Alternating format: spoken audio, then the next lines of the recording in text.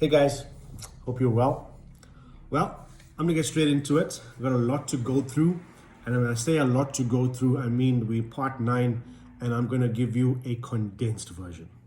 Okay, so I'm gonna try and keep this as flowing as possible, also not to make it too robotic, and but a condensed version, like I said, because there's a lot to unpack, but I'm gonna try and get through as much as possible, and let's just see how we go. Okay, so like I told you, Judah came through this open heart surgery. Doctors were astonished and astounded by his the way he went through surgery, and he then went into ICU immediately. Like I said, they expected Judah to be in ICU, for about 10 to 14 days. And I remember sitting with Verona at the time, and I'm like, you know what? We've always seen this. There's truth, and then there's facts.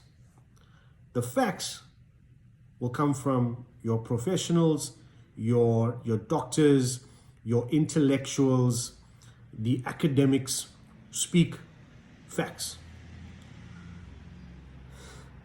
If you want truth, go to God. And I always chose, I want to know the truth on the matter. I choose to believe the truth on the matter. And like I said before, there was always fear. There's no, we're going to walk through this. No. We had faith. Faith does not take away the presence of fear, the spirit of fear.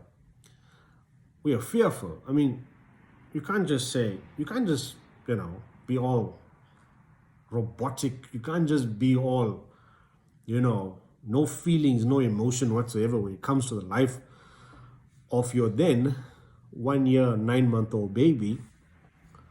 So we went through this thing, and the doctors were like, this is the recovery period. They're going to keep him in sleep mode, for the lack of a better word.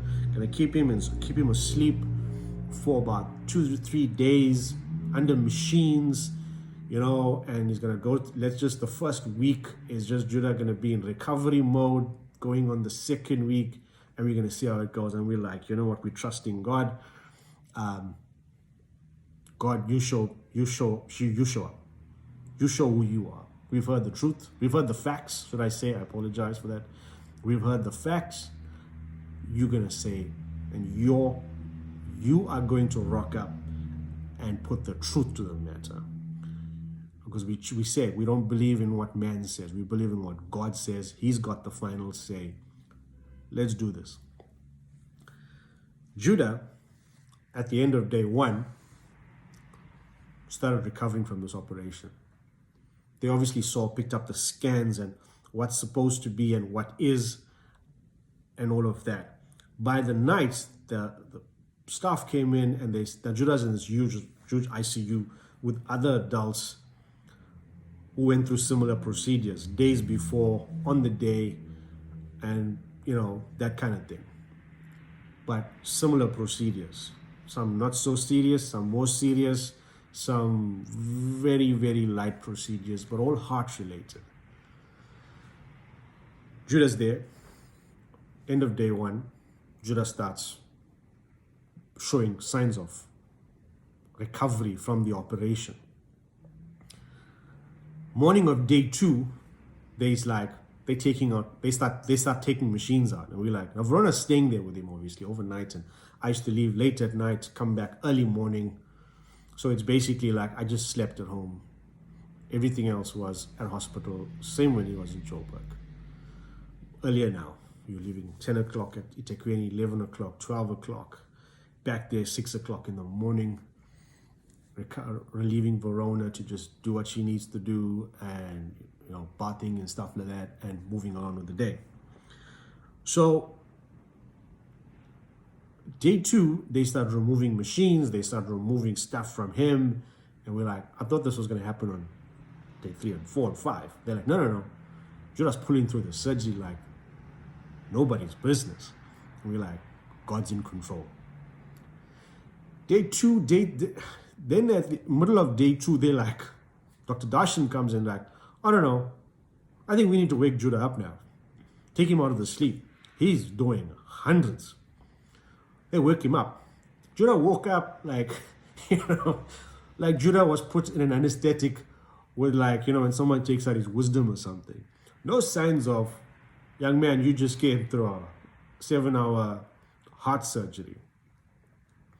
Judah woke up, he was like, okay, why am I here? What's happening? What's going on? Judah was in his element. The end of day 2, Judah's awake, he's playing easy. Even they were like, oh no, we wake him up. He needs to eat certain things, liquids, which we started off with Judah, but they don't know the Hongra child that I have. Sorry, he's not a Hongra, but Judah can eat. It's like, eating is no problem with Judah. Judah was like eating solids on the end of day 2. This child was flowing, right? And day 3, Judah was as if he was just on a normal hospital bed. The adults were screaming blue murder. They were like performing all around him. I remember the lady across from him spent a whole night of day 2 and morning of day 3 screaming. Same procedure that my child went through. And they were like, okay, hang on. Heads of departments came down and like, no, Judah can't go through this.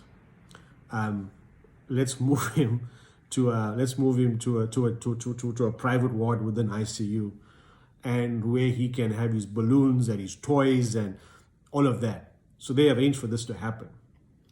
Judah went at day 3. He was in this. The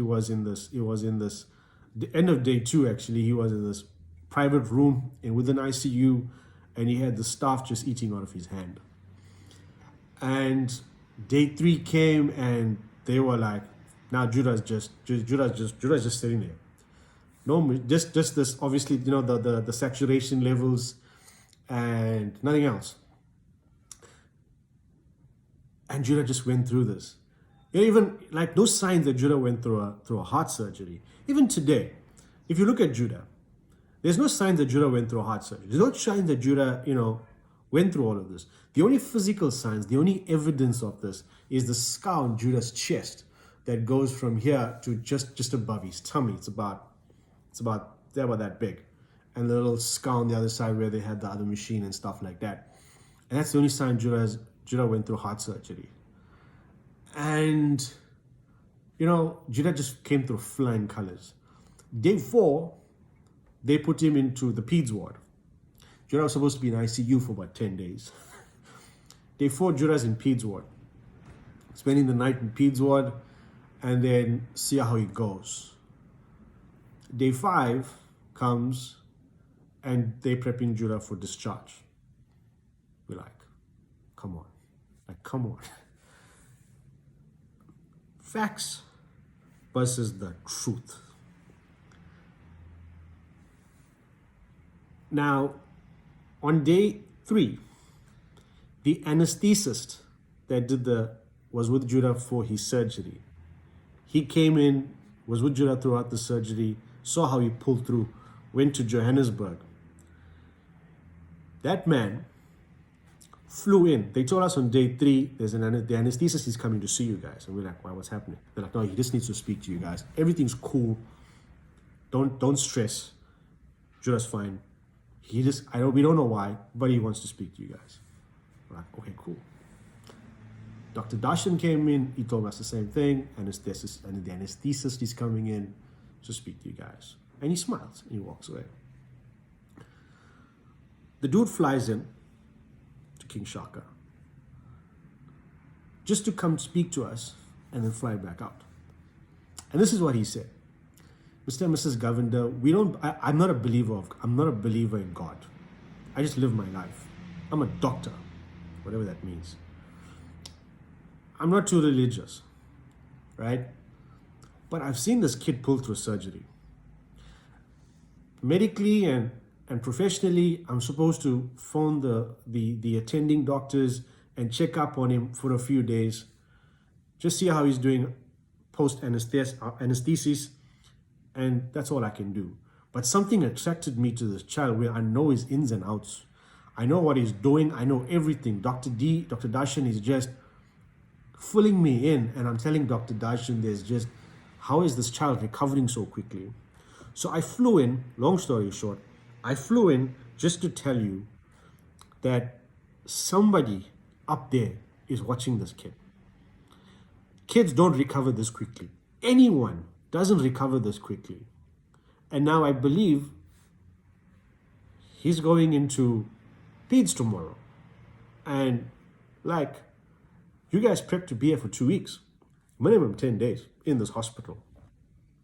Obviously, they knew he was going to be discharged in a couple of days, but they didn't want to give us this, put us on a high.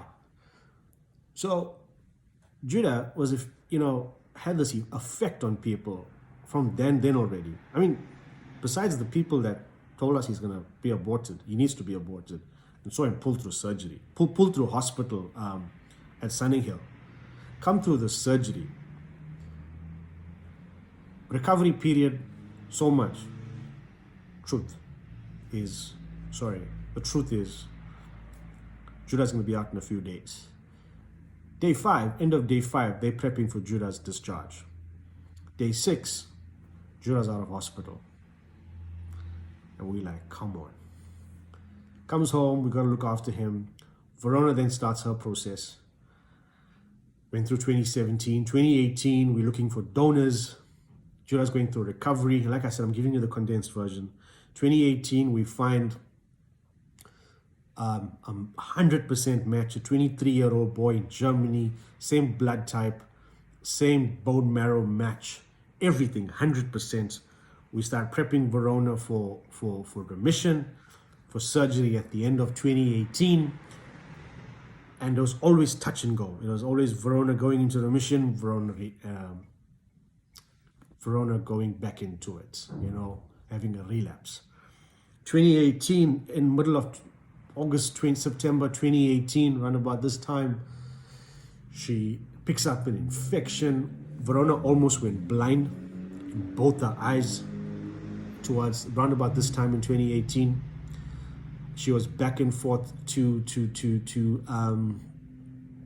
the doctor. Her profession just comes out my mind right now. She used to get injections in both her eyes. So it was, remember 2016, 2017, right up till 2018, I was by Verona's side. I don't mean to say this as a boastful thing or anything like that, but you must understand this is not easy, right? This is hard to just, you gotta be there.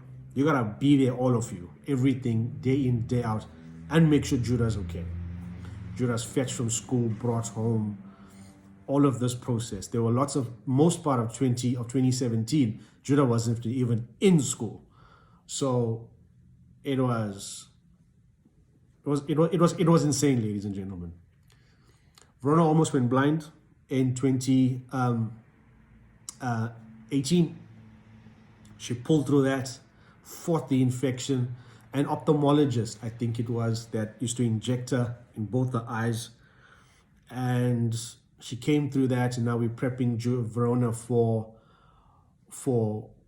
bone marrow surgery. And now they also want Judah to go back at this time for his arteries to be widened. And we like, hang on. And it was all of this. 2018, the end of 2018 was insane. From August to December, so much had to be chopped and changed and moved. Verona's coming through an infection. Verona's now in remission, and we're prepping for surgery. And Judah's doctors are saying his heart's doing fine, but the arteries are narrowing, and we need to go in and widen and balloon this artery or put a stent in. And I'm almost out of time. So I just want to give you the holistic version of this whole thing. That's what the end of 2018 was we were facing. And so I'm going into part 10 directly after this video. I'm going to record this. I feel it in my gut to record part 10 now.